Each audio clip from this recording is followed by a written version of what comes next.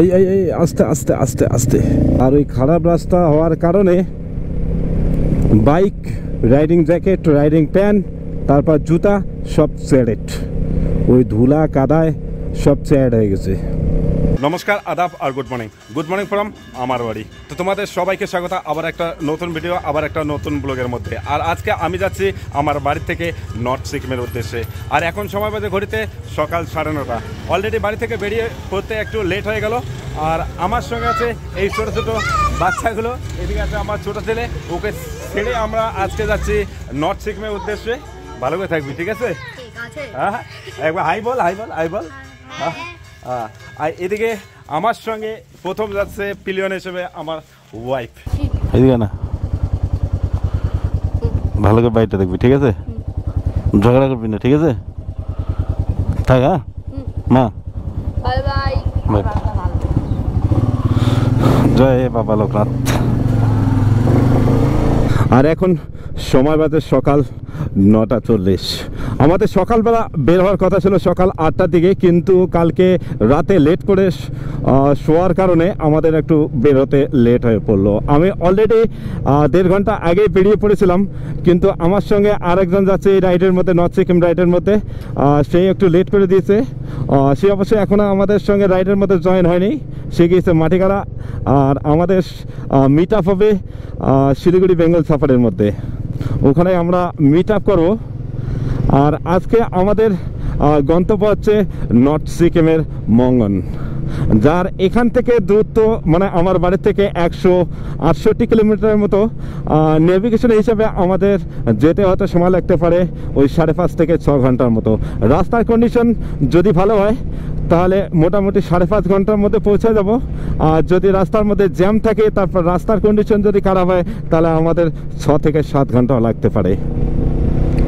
আর সামনে আছে Kashibari petrol pump, সেখানে তেলটা ভরিয়ে নেব, তারপর বেরিয়ে পড়বো দার্জিলিং মোড়। এই যে সকাল সকাল বেরিয়ে পড়লে এই হ্যাপাটায় পড়তে হতো না, মানে জ্যামের মধ্যে পড়তে হতো না। আর এই রাইডের সঙ্গে আরও 2 জন যাওয়ার কথা, তারা বেঙ্গল সাফারিতে এসে থাকার কথা, জানি না এসেছে কি না। এমনিতে শিলিগুড়ি শহরের জ্যামটা পেরিয়ে আসতে অনেকটা সময় চলে গেল, মনে হয় না এসেছে। চলো, অপেক্ষা ছাড়া আর কোনো উপায় নেই।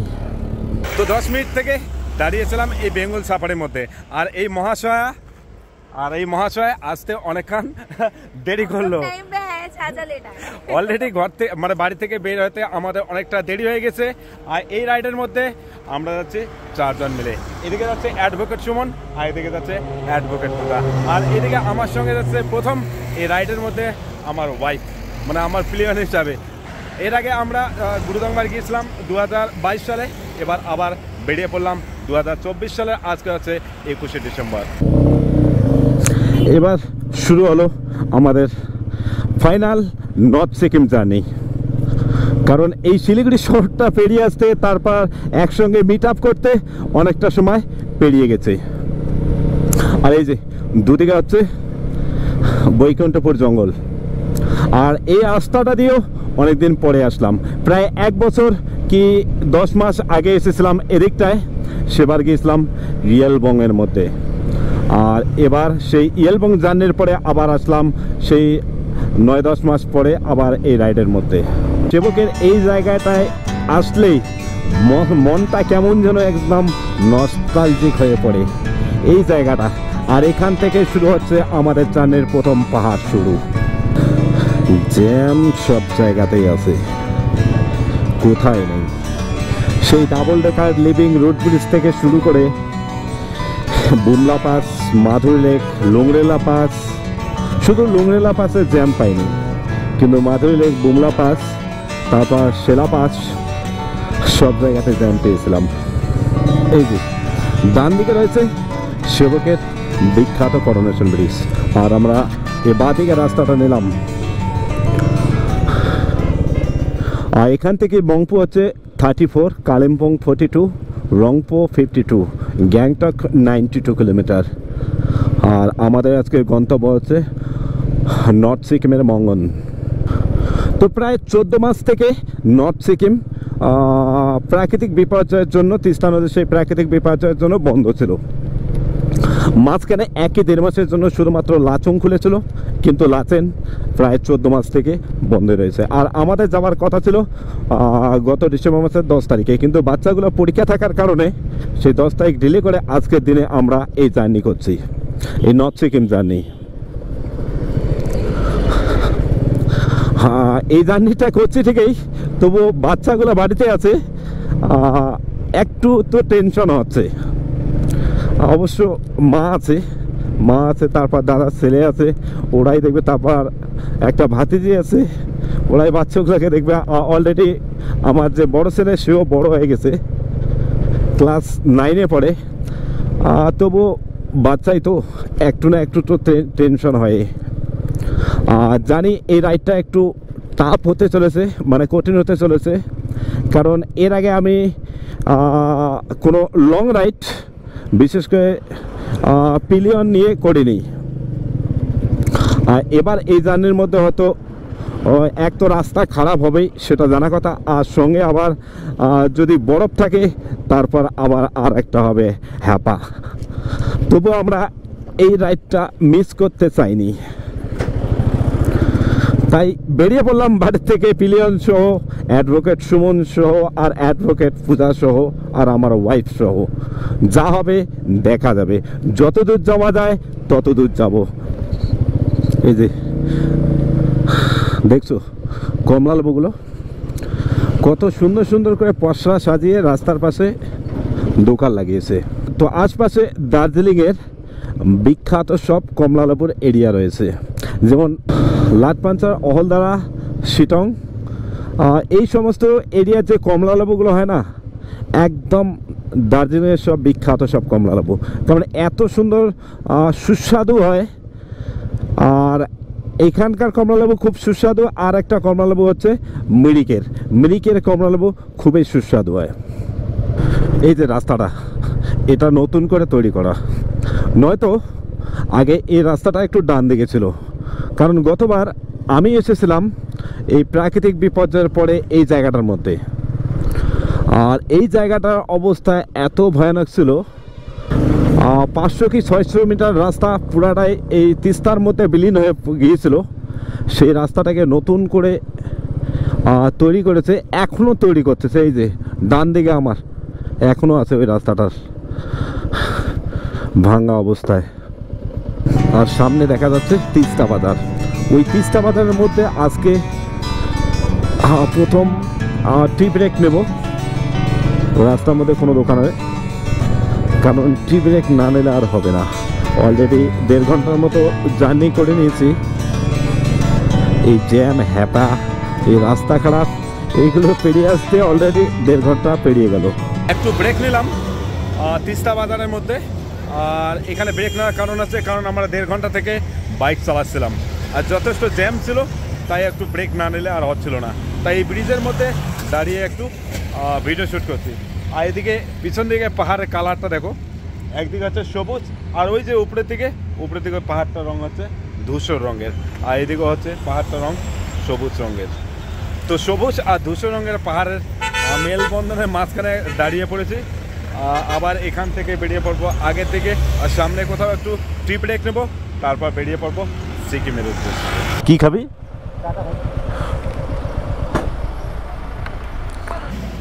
তো রংপুর চেকপোস্ট থেকে জাস্ট এই 1 কিলোমিটার আগে বসে একটা ছোট্ট দোকানের মধ্যে বসে আমরা একটু টি ব্রেক নিয়েছি। আর এখানে চা খাওয়া দাওয়ার, তারপর চা খাইলাম, তারপর মোমো খেয়েছি। তো এইসব খাওয়া দাওয়ার পরে এখন আবার বেরিয়ে পড়বো আমাদের গন্তব্যের উদ্দেশ্যে। তো সামনেই রয়েছে সিকিমের রংপুর চেকপোস্ট। এখান থেকে হচ্ছে সিংতাম হচ্ছে 12 কিলোমিটার, গ্যাংটক 38, আর নামসি 43, আর লাচেন হচ্ছে 115 কিলোমিটার। জাস্ট সিকিমে প্রবেশ করলাম। আর প্রবেশ করার সঙ্গে সঙ্গে এই যে একদম পরিষ্কার পরিচ্ছন্ন সিকিম, প্লাস্টিকের কোনো নাম নিশানা নেই। আর এটাই হচ্ছে সিকিমের সিংথাম বাজার। আর এই বাজারটা দিয়ে একটু এগিয়ে যেতে হবে, তারপর একটা রাস্তা পড়বে ডান দিকে, ওই ডান দিকে রাস্তাটা দিয়ে আমরা যাবো মঙ্গন। আর এই সিংধাম শহরটাও যথেষ্ট বড়, গাড়ি ঘোড়া এক একটা দোকান পাট। এই যে ডান দিকে রাস্তাটা নিলাম, এখান থেকে লাসন আছে 104, ডিক্সু আছে 30, আর মঙ্গন আছে 49, আর জানি না আর কি লেখা ছিল। তো এখান থেকে মঙ্গন আছে 49 কিলোমিটার, যেতে আমাদের আরও 2 ঘন্টার মতো সময় লাগতে পারে। আর এখন সময় বাদে দুপুর 2টা 4। যত জ্যাম আর রাস্তা খারাপ ছিল সিংথাম থেকে আগের দিকে ছিল। আর যেই সিকিমের সিংথাম শহরটা ক্রস করে এখন যাচ্ছি মঙ্গনের পথে, এখন না রাস্তার মধ্যে কোনো জ্যাম আছে না রাস্তা খারাপ আছে। টুকটাক একটু রাস্তা এদিক ওদিক খারাপ আছে, একদম অল্প, কিন্তু রাস্তার কন্ডিশন যথেষ্ট ভালো। আর রাস্তাও একদম মানে কোনো জ্যাম নেই, কোনো হ্যাপা নেই, জাস্ট শুধু গাড়ি চালিয়ে এগিয়ে যাও। 2 বছর আগেও কিন্তু এই রাস্তাটার কন্ডিশন এরকমই ছিল, আর 2 বছর পরেও এই রাস্তাটা সেই একই রকমই আছে, মানে না কোনো পিচ হয়েছে না কিছু। এখনও রাস্তার কাজ হচ্ছে, মানে এত ধীর গতিতে এই রাস্তার কাজ হচ্ছে যে 2 বছর কেন, মনে হচ্ছে যেন 10 বছরও ওই একই রকম থাকবে। এই কাদামাখা রাস্তায় বিশেষ করে বাইকের চাকা কিন্তু স্কিড করে, এই জায়গাটা আরও কঠিন হয়ে গেছে। এই এই এই আস্তে আস্তে আস্তে আস্তে, উফ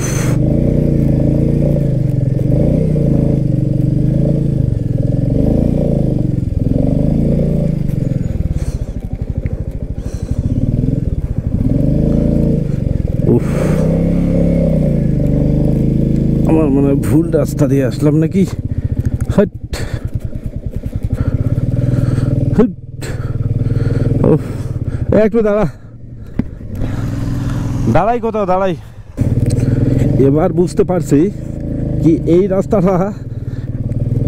রাস্তাটা দিয়ে কেন এত গাড়ি ঘোড়া কম চলে, কারণ এতটা যে জঘন্য রাস্তা হবে তা ভাবতে পারিনি।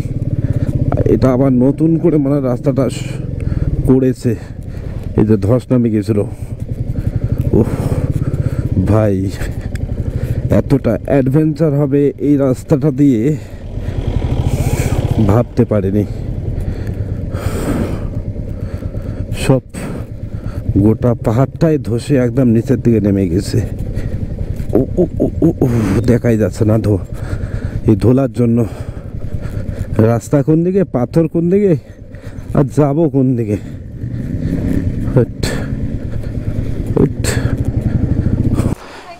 এই যে এই ছোট্ট দোকানটায় বসে আমরা খাইনি, এই ছোট্ট দোকানটায় বসে আমরা চা আর ওয়াই খেয়েছিলাম, তার কোনো ভিডিও বানাইনি। আর এখন সময় বাজে ঘড়িতে বিকেল 4টা 12। এখান থেকে আরও মঙ্গন 25 থেকে 26 কিলোমিটার মতো, আর যেতে হয়তো ওই 45 থেকে 50 মিনিটের মতো সময় লাগবে। বসো বসো, এই হেরোনি বসে যাও জলদি। আর সামনে থেকে ওই পাহাড়টার নাজারাটা একবার দেখো, ওই 2 পাহাড়ের মাঝখান দিয়ে।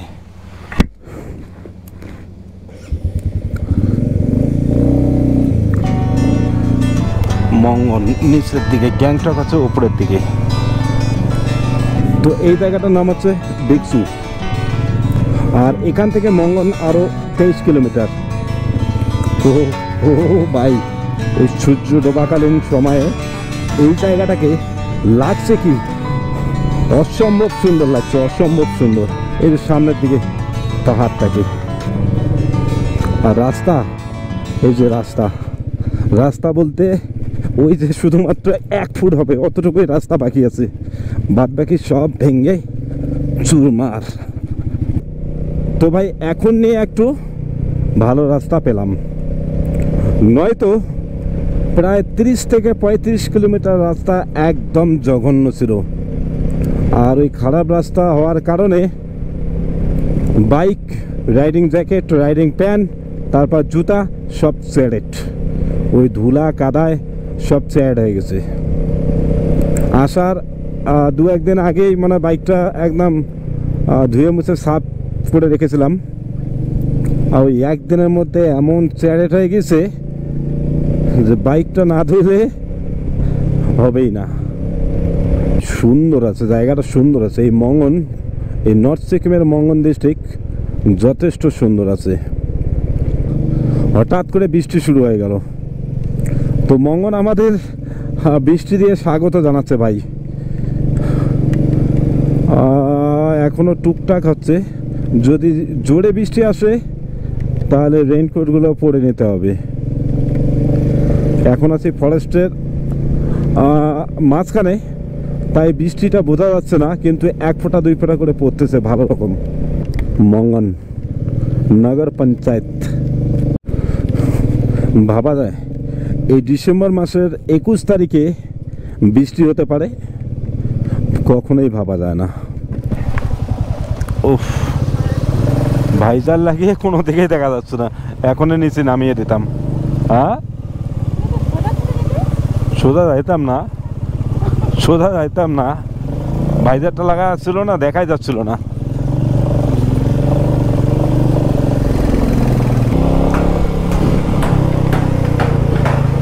হোটেলটা কোথায়? হোটেলটা হোটেল একটু এগিয়ে গিয়ে মনে হচ্ছে।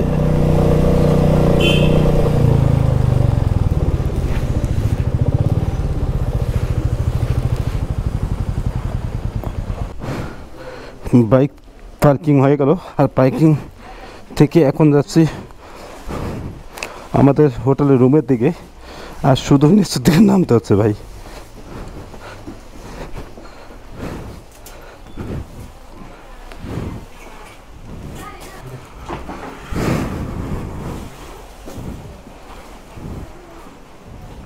ওই আগেরটাই আমাদের। হ্যাঁ, আমরাও এটাতেই ছিলাম। তো ভাই যখনই মঙ্গনে স্টে করি তখনই আমরা এই রুমটাই পাই, আজকেও তাই। এই যে দুদিকে